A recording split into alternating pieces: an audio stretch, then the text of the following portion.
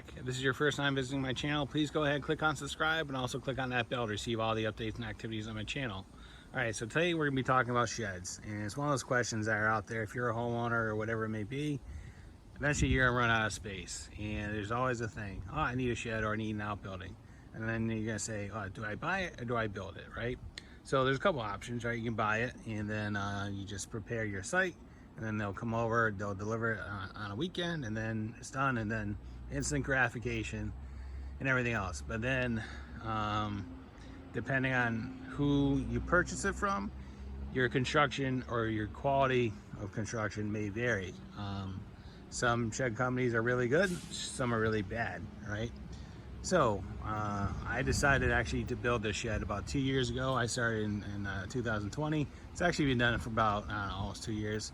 But I don't think I ever made a video of it, but I think now is a good time to go ahead and talk about it. So yeah, I made this shed, I built this shed 2 years ago, and all in with everything that you see, from what I can remember, I think I was all in at $4,500, right? And so this is a 12 by 20 shed, right? And with 14 feet to the peak, right?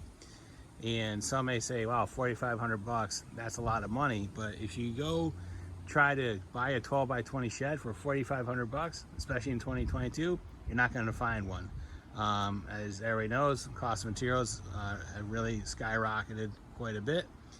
And even at $4,500, yeah, it's a lot of money, but you're not going to be able to find a shed that size for that amount. For a 12 by 20 for $4,500, I can probably build it cheaper than that. Absolutely, you probably can. But what we're gonna do is I'm gonna walk around the shed, show you how I built it, and I'll tell you why, and explain what I did. With all that stuff being explained, it's gonna kind of tell you why I went probably a little bit over than I should have, but I think at the end of the day, it ends up with a better quality product.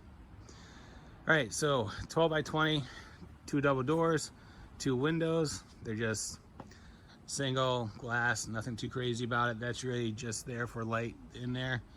They're elevated far enough off the ground that you'd have a hard time crawling into one. All the trim is actually, so the siding is T111, and then the trim, as far as the corners, that's all 1x6 pine. So if you start looking at sheds, what you can see on the trim is it's usually 1x3, and it's made by some cheap, made out of some cheap chipboard, and it's not going to hold up. And as far as the trim on the soffits on the front and the back of the shed and on the 2 gable walls, that's also 1x6. It's also been wrapped in tin, right? So aluminum soffit material. What I was really going for was as little maintenance as I can. So then if we look underneath the soffit, you're gonna see that there's vinyl soffit in there to vent it, and it's vented on both sides, okay?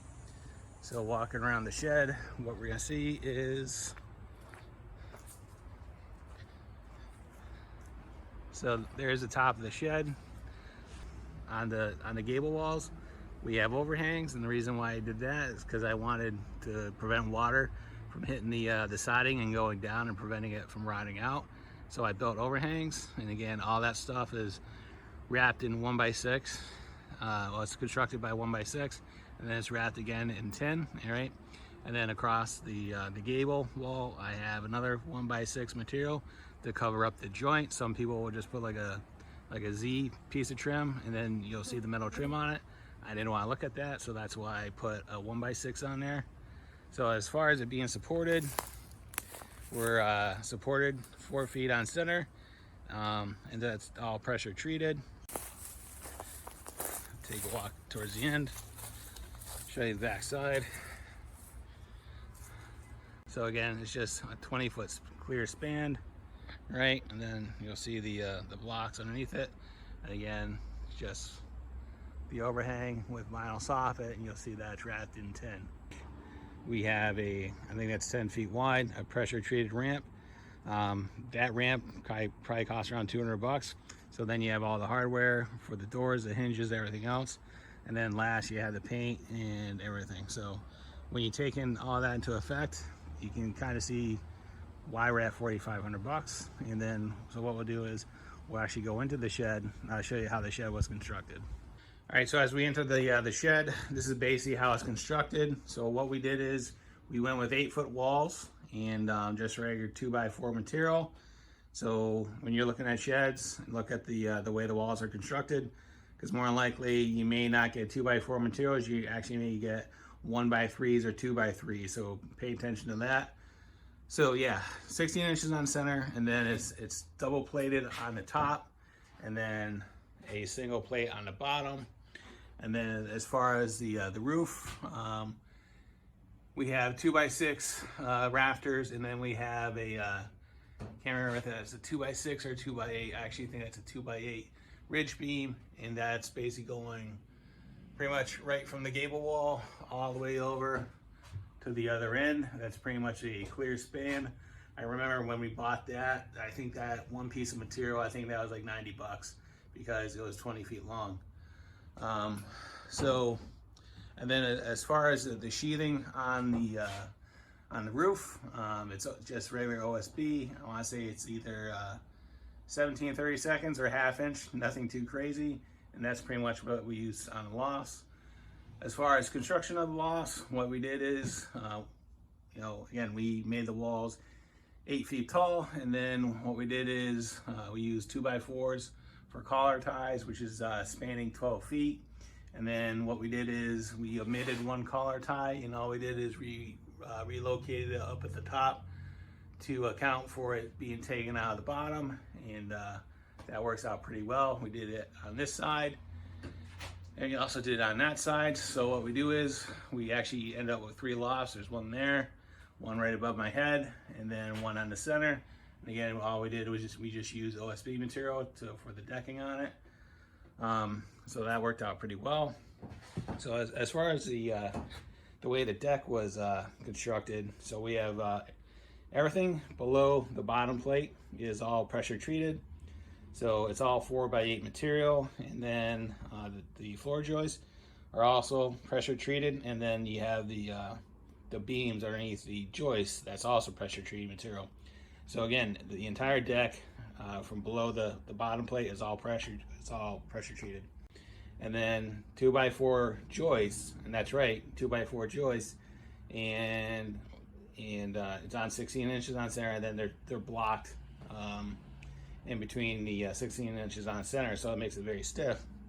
And some of you may say, 2x4 material, that doesn't sound like it's going to be strong enough. But you have to remember is I'm supported on 4-foot centers, right?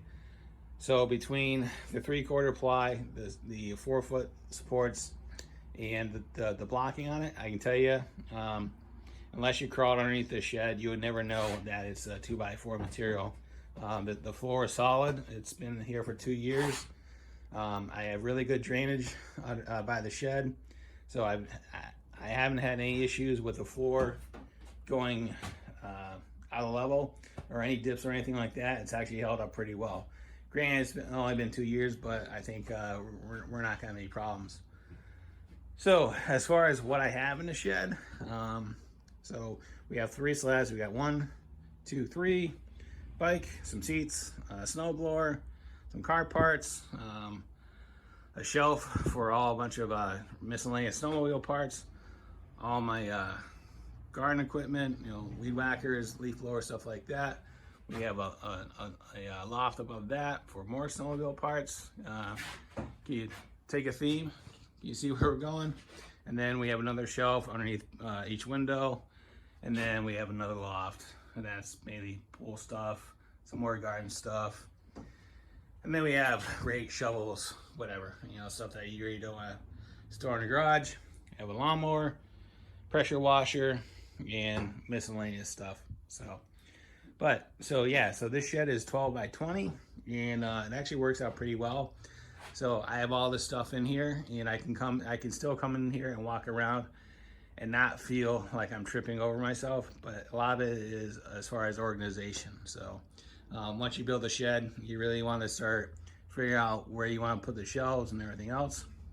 As far as these, the way these are constructed, it's just ties into the walls, and then it's nailed into the end walls. Again, just 16 inches on center.